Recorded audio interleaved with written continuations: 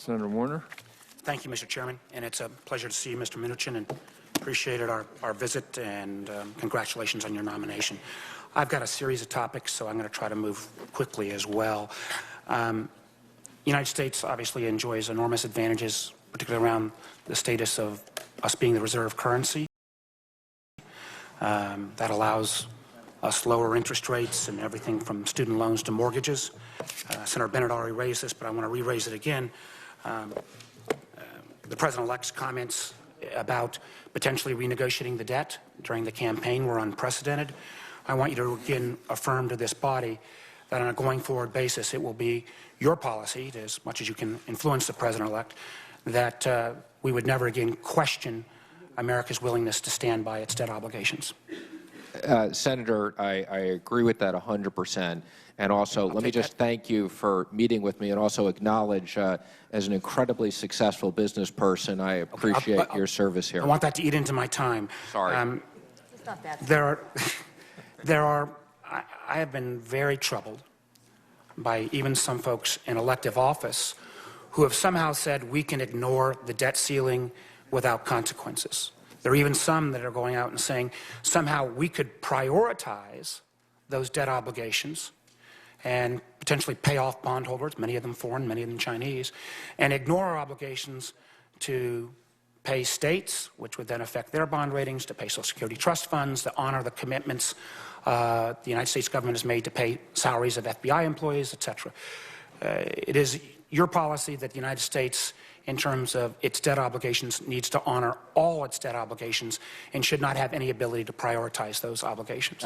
Absolutely, and I hope you all work with me so that we get that done. We've already spent the money. We have the obligations. There should be no uncertainty that we are paying the bills. I think that is extraordinarily important, and those who somehow argue for prioritization would wreak havoc in the financial markets. I want to re-raise again what Senator Bennett raised. Clearly, if you get this role, words that you say and the President-elect will say will have consequences. We've already seen this. The actions of the President-elect in terms of commenting on the strength of the dollar, unprecedented. No president, Democrat or Republican, has ever done this before. It has effects. Now, you will simply be a senior advisor in the cabinet of the President, but how do we ensure, since words have such consequences, that there will be an ability for the Trump administration on economic policy to try to speak with a single voice?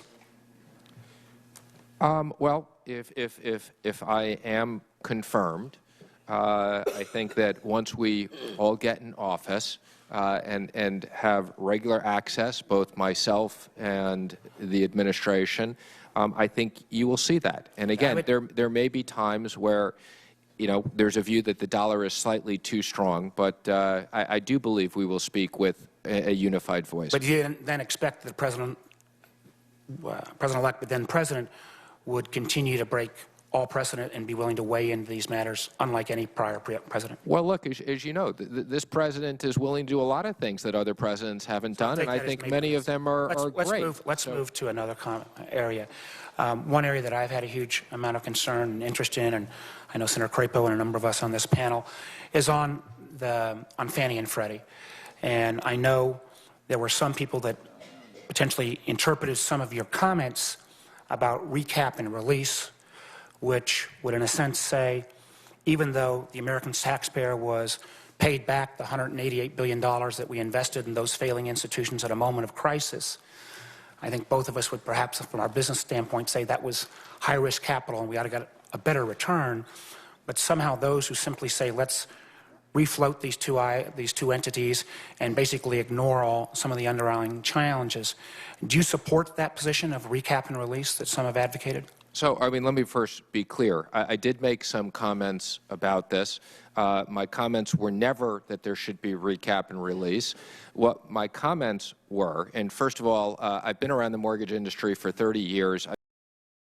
So this is an area that I do believe I have expertise in. For very long periods of time, I think that Fannie and Freddie have been well run without creating risk to the government, as well as they've played an important role. I know you're running out of time, but just bear with me. Mr. Chairman, can I get an extra 30 seconds, sir? Go ahead. Can I just answer this so you get more time? I believe that these are very important entities to provide the necessary liquidity for housing finance. Committed to is that I will work with both the Democrats and Republicans. What I've said, and I believe, we need housing reform. So we shouldn't just leave Fannie and Freddie as is for the next 4 or 8 years under government control without a fix. That I believe we can find a bipartisan fix for these. So on the one hand, we don't end up with a giant bailout. On the other hand, we don't run the risk of completely limiting housing finance. I appreciate those comments. I look forward to working with you. Thank you. Since I took most of the 30 seconds on your statement, I got 2 quick questions. Hopefully you can answer them with yes or no answers. One is, in light of those comments about recap and release, you commit not to support any kind of administrative effort that would bypass the Congress in terms of efforts to recap and release. So again, I don't want to make any commitments to legislative or not. What I will commit, because it's my responsibility in Treasury, as it relates to certain issues with Fannie and Freddie, what I will commit to, it is my objective to find a bipartisan solution to it, and I would welcome the opportunity to sit down with people on that. Hope would be the bipartisan consensus that the Banking Committee in particular arrived at was that solution, and we can argue or discuss about how we get there, should end up with a housing finance system that preserves things like the 30-year mortgage, but also makes sure that there is not the current status, which has, when things are going well, private sector gain, but when stuff hits the fan, taxpayer holding the bag. So we'd agree that I can 100% assure you that I have no interest in that, and I think I understand this well enough that you will find that I won't support any policy that has that case. Thank you, Mr. Mnuchin. Senator McCaskill. Thank you, Mr. Chairman.